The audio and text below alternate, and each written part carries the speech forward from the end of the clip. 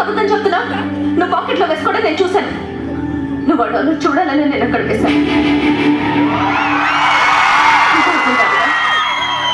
అసలు నేను వచ్చిందే నీకోసం ప్రభా. ఆ రోజు రైల్వే గేట్ దగ్గర నేను చూశాను.